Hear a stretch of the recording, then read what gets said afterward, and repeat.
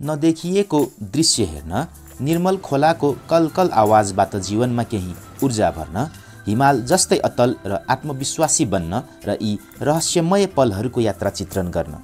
आउनुहोस्, स्वागत छ तपाईहरूलाई अपलम अफिसियलको पदयात्रामा। हामी तपाईहरूलाई प्रकृतिको एउटा सुन्दर गन्तव्यमा लिएर जाँदैछौँ, जहाँ जीवन र प्रकृतिको सङ्गम हुन्छ, जहाँ हिमाल, आकाश र सन्नाटा बीच मानिसले आफ्नो अस्तित्व महसुस गर्छ, जहाँ पदयात्रामा मात्र सीमित नभई भोगाई पनि सँगै जोडिएर आउँछ। यो यात्रा हो म्याग्दी जिल्लामा अवस्थित अन्नपूर्ण पहिलो बेस क्याम्पको, अर्थात् नर्थ एबिसीको। सम्पदा र संस्कृतिको धनी सहर भक्तपुरबाट सुरु भएको यात्राको पहिलो दिनमा हामीले ताटोपानी पुगेर विश्राम लिएका थियौँ। Hello guys, good morning. अहिले हामी म्याग्दी जिल्लाको ताटोपानीमा छौँ। अब हामी न्याचाङ हुँदै हिमखोलासम्मको यात्रा हाम्रो यो दुईटा बाइकमा गर्छौँ। नार्च्याङदेखि हिमखोलासम्मको मोटर बाटो एकदमै अफरोड थियो। बाइकको यात्रामा भएको कठिनाई सम्झन लागेको थियो। यात्रा जति कठिन भए पनि सुन्दर प्राकृतिक सौन्दर्य र नीलगिरी हिमालको निर्मल पानीको कलकल आवाजले शरीरलाई बेग्लै ऊर्जा दिइरहेको थियो। गाडीमा यात्रा गर्न चाहनेका लागि नार्च्याङदेखि हिमखोलासम्म जीप सुविधा रहेको छ। हामी भने ठाउँ ठाउँमा झर्दै र ठेल्दै 4 घण्टाको यात्रा पश्चात हिमखोला पुग्यौँ। फाइनल्ली हामी 4 घण्टाको यात्रापछि यता हिमखोला आइपुगेका छौँ।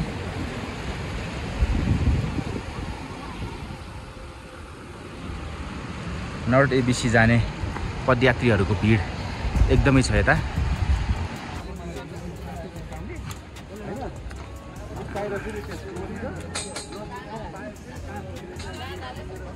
समुद्री सतहबाट 2840 मिटर उचाइमा अवस्थित हिमखोलाबाट नर्थ एबिसीको पदयात्रा सुरु हुन्छ। केही समयको विश्राम र शरीरमा ऊर्जा थपी हामीले अन्नपूर्ण पदयात्रा सुरु गर्यौँ। अन्नपूर्ण नीलगिरी जस्ता हिमालको निर्मल प्रवाहले शीतलता दिएको पदमार्गमा खोलाको तिरै तिर भएर यात्रा गर्दाको आनन्दले बेग्लै संसारमा पुगेको अनुभूति हुन्छ।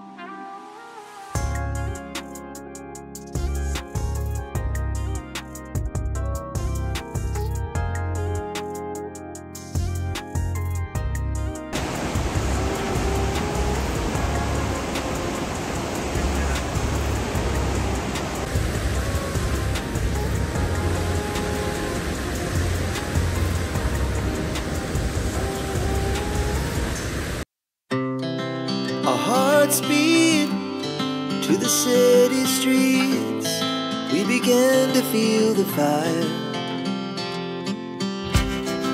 We rise like tall buildings.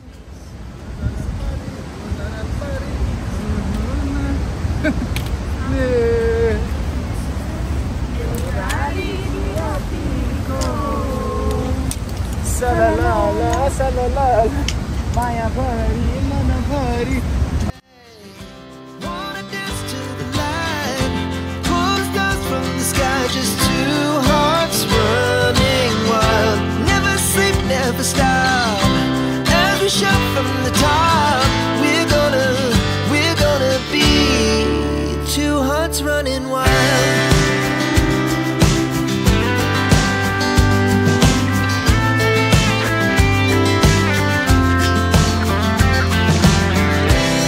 Now the morning is the afternoon.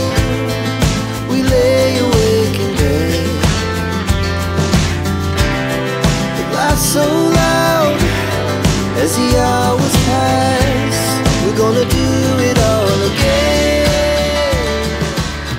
We wanna हिम खोलाको लगातार उकालो यात्रापछि हामी अहिले गुराँसे डाँडा आइपुगेका छौँ। हामीलाई गुराँसे डाँडा पुग्न लगभग 1.5 घन्टाको समय लागेको छ। गुराँसे डाँडाबाट चाहिँ हामी अहिले तल झर्दैछौँ।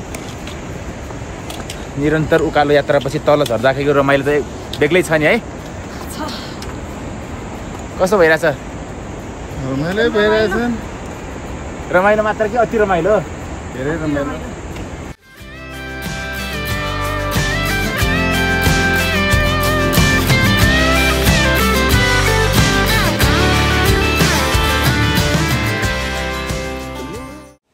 अहिले हामी लगभग 2 घन्टामा फुटफुटे झरना आइपुगेका छौँ।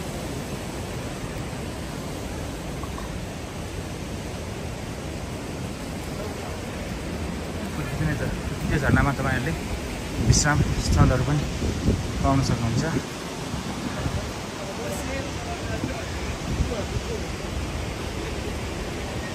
खाजा नास्ता केही पदयात्रीहरूको लागि बसाइको स्थल पनि रहेको छ यहाँ। summer sky, it was the best we ever had. And we'll stay on.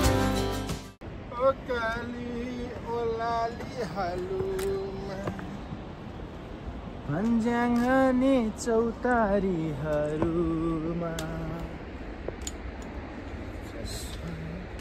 सुन्दर ती छहारीहरूमा जहाँ जहाँ जान्छौ तिमी म छाया बनी पछ्याइरहन्छु। हामी हिँडेको पनि लगभग 3 घन्टा भइसकेको छ। उकालो ओह्रालो र यो सुन्दर वन जङ्गलको दृश्य साथै झरनाको कञ्चन आवाज सुन्दै हामी मख पर्दै यो यात्रा विश्राम गर्दै रमाइलो गरिरहेका छौँ। हामी अहिले 3 घन्टाको पैदल यात्रापछि साँधी खर्कमा पुगिसकेका छौँ। हामी भक्तपुरबाट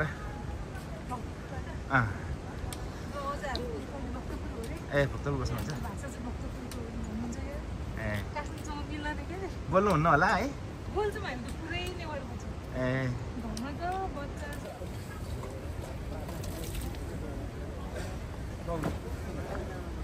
साँधी खर्कमा चाहिँ बस्ने र खाने दुवै व्यवस्था रहेको छ। गुफा फाँट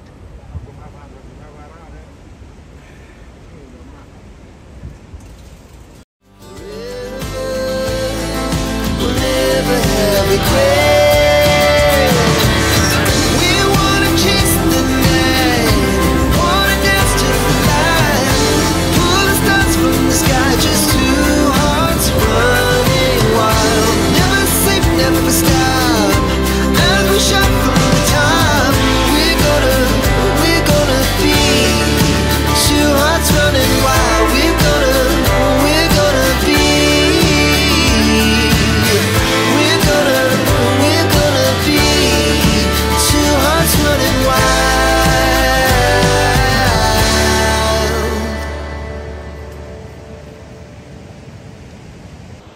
हामी यो सँगै श्रीमान श्रीमतीको पदयात्रा तेस्रो हो। पहिलो पदयात्रा हामीले मार्दी बेस क्याम्पको गरेका थियौँ र दोस्रो दिलिचो तालको पदयात्रामा हामी निस्केका थियौँ गत वर्ष। त्यस्तै यो चाहिँ हाम्रो तेस्रो पदयात्रा हो र अहिले हामी पञ्चकुण्ड ताल अथवा अन्नपूर्ण फर्स्ट बेस क्याम्प र हामीले चिन्जानको भाषामा नर्थ एबिसी जाँदैछौँ। अति नै रमणीय वातावरण रहेछ यहाँको। नीलगिरी हिमालको हिउँको पानी नीलगिरी नदीमा बगेर त्यसले मिठो आनन्दको आवाज सुन्दै हामी नर्थ एबिसीको यात्रामा छौँ। अहिले हामीले अरू ट्रेकमा जस्तै ठाउँमा यस्तो मार्किङहरू भेटाउन सक्छौँ, जसले गर्दा हामीलाई हाम्रो पदयात्रामा आफ्नो बाटो सही ठाउँमा पुगेको छ भन्ने आभास दिन्छ।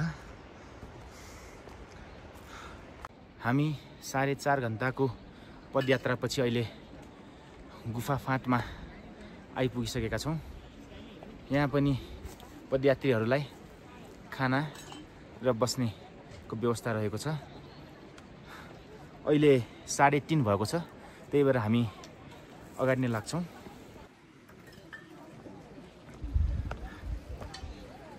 गुफा फाँटको उचाइ समुद्री सतहबाट 3379 मिटर रहेको छ।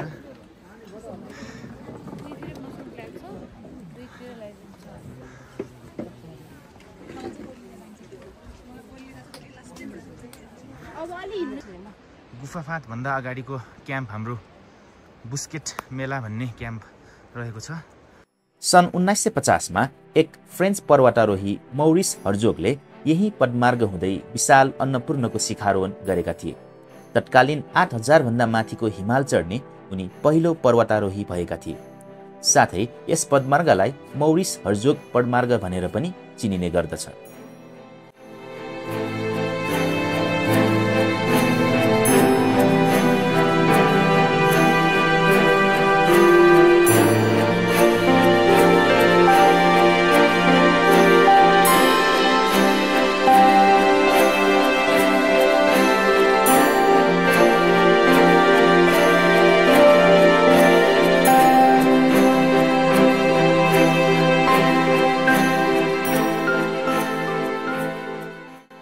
खोलाबाट 5 घन्टाको पदयात्रा पश्चात हामी समुद्री सतहबाट 3570 मिटर उचाइमा अवस्थित बुस्केट मेला पुग्यौं।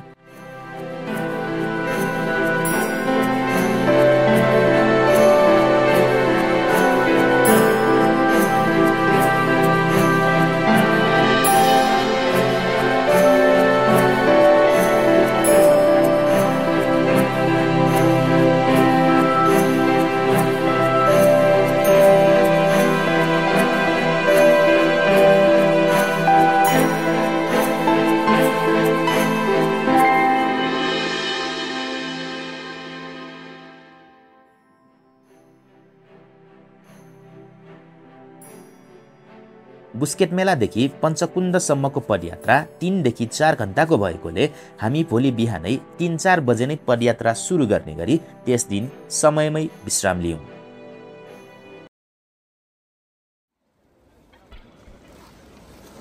अहिले बिहानको 3 बजिसकेको छ। अब हामी पञ्चकुण्ड तालको लागि निस्कँदैछौँ।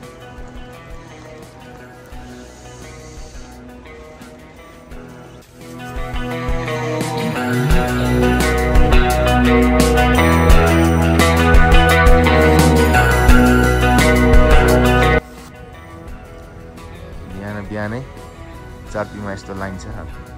चारपीमा पनि फेरि चप्पल स्कुल पनि छैन जस्तै।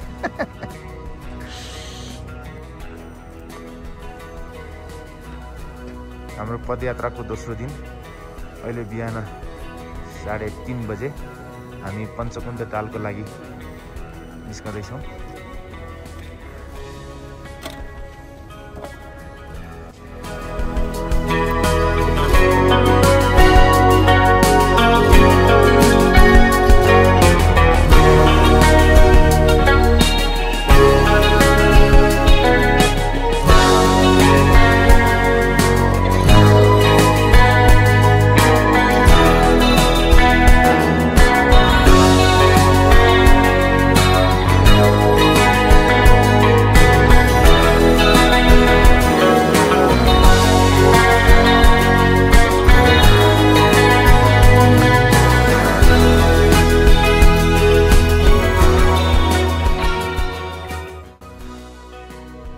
पञ्चकुण्ड ताल र वरिपरिका हिम श्रृङ्खलाहरूको सुन्दरता निहाल्नका लागि हामीले अँध्यारोमै यात्रा थालेका थियौँ।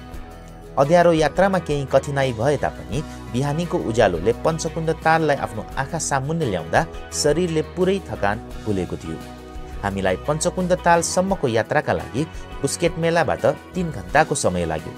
त्यस्तै बेस क्याम्पका लागि भने थप 1 घण्टाको समय छुट्याउनु पर्ने रहेछ। 5 कुण्डमा पनि पदयात्रीहरूको लागि टेन्टहरू राखिएको छ। यहाँ पनि खाना र बस्नेको राम्रो व्यवस्था रहेको छ।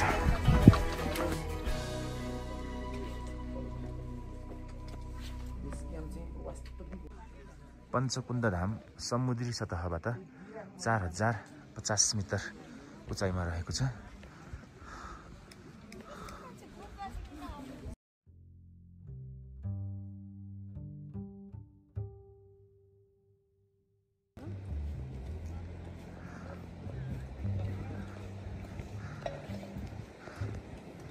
पञ्चकुण्ड धाम पुरै फ्रोजन भइरहेको छ अहिले।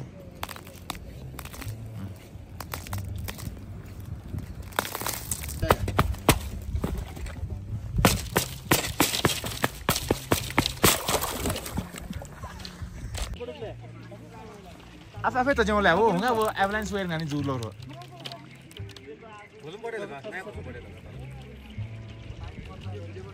पानी बढेर आयो यहाँ।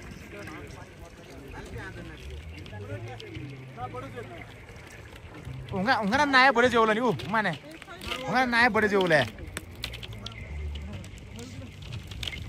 ना बढे जेवला छु हुँगा।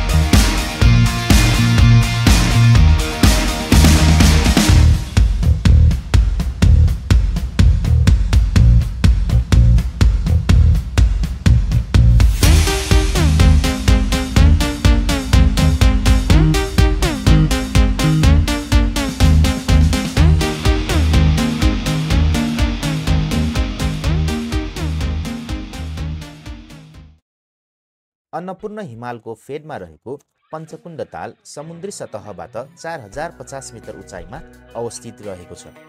ओझेलमा परेको यो ताल हालसालै मात्र पर्यटकीय गन्तव्यको रूपमा विकास भएको पाइन्छ। पञ्चकुण्ड ताल जति सुन्दर रहेको छ त्यति नै मौरिस हर्जोग पदमार्ग पनि सुन्दर रहेको छ। हामीले हिमखोलादेखि पदयात्रा सुरु गरेका थियौँ। हिमखोलादेखि यस उत्तरी आधार शिविर करिब 17 किलोमिटरको दूरीमा रहेको छ।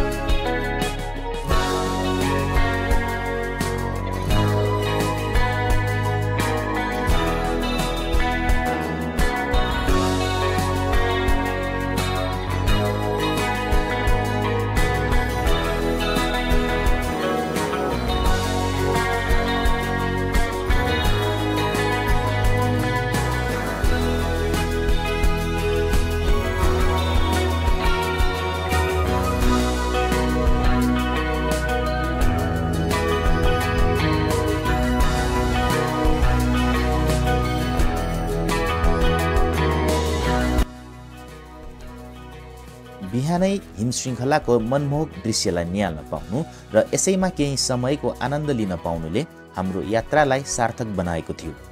जीवनका पानाहरूमा केही नयाँ अनुभवहरू सङ्गाल्दै फेरि नयाँ गन्तव्यहरूको पदयात्रा र चित्रण गर्ने ऊर्जा बोकेर हामी सुन्दर र अलौकिक अन्नपूर्ण आधार शिविरबाट छुट्यौँ।